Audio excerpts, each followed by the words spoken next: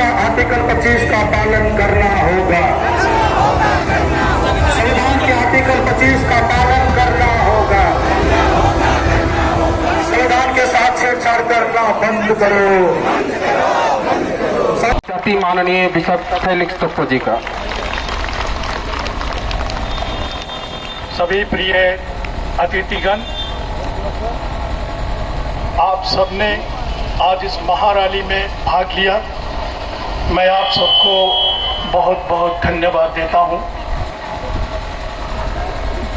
हम जानते हैं कि हम सबको मेल प्रेम से रहना है, हिंदू मुस्लिम सिख ईसाई सरना सभी, और यह इसलिए कि हम सभी एक ही ईश्वर की संतान हैं। उस ईश्वर को हम अलग अलग नाम देते हैं, अलग अलग तरीके से हम उसकी पूजा आराधना करते हैं, लेकिन हम सभी उसी एकमात्र ईश्वर की संतान हैं। और अगर हम उसी एकमात्र ईश्वर की संतान हैं तो हम सब एक दूसरे के भाई और बहन हैं।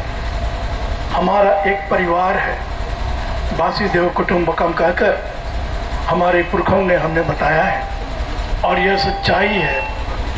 और इसलिए हमें आपस में मेल प्रेम से रहना है।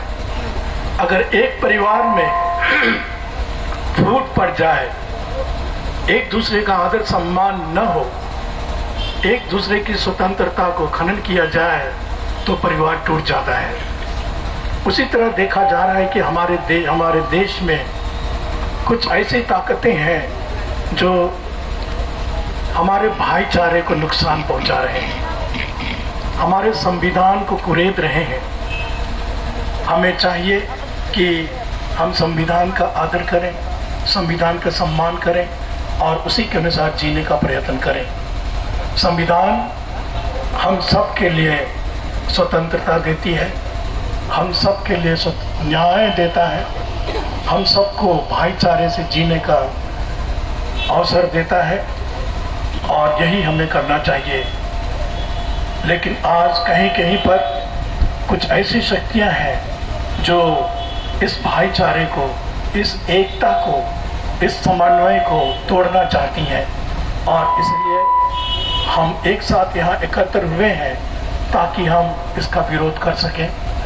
विरोध, न केवल विरोध, बल्कि आपस में ये समझें कि हमें एकजुट रहना है, एक साथ रहना है, मिलजुल कर आगे बढ़ना है। यही हमारा सबसे बड़ा संदेश आज है। और जो लोग हमारा विरोध करते हैं, जो लोग भाईचारे को नहीं समझते हैं, उनको हम संदेश देना चाहते हैं कि अपने हृदय को टटोलें, अपने विचारों को पुनः विचार करें और देखें कि एकता में ही शक्ति है। अगर हम एक रहेंगे तो हम विकास कर पाएंगे, अगर हम एक नहीं रहेंगे तो हम टूट जाएंगे। अगर हम दूसरों पर उंगली उठाएंगे, दूसरों को दोष देंगे, तो वो उंगली एक ना एक दिन हमारे ऊपर आएगी, वो दोष हमारे ऊपर आएगा।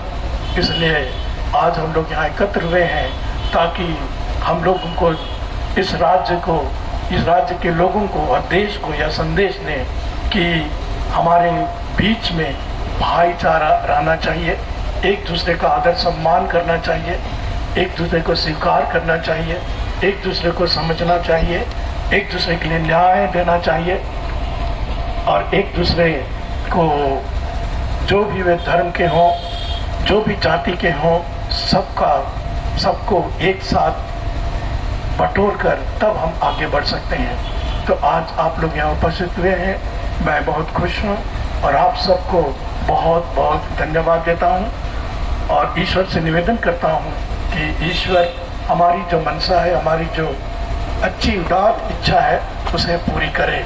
धन्यवाद।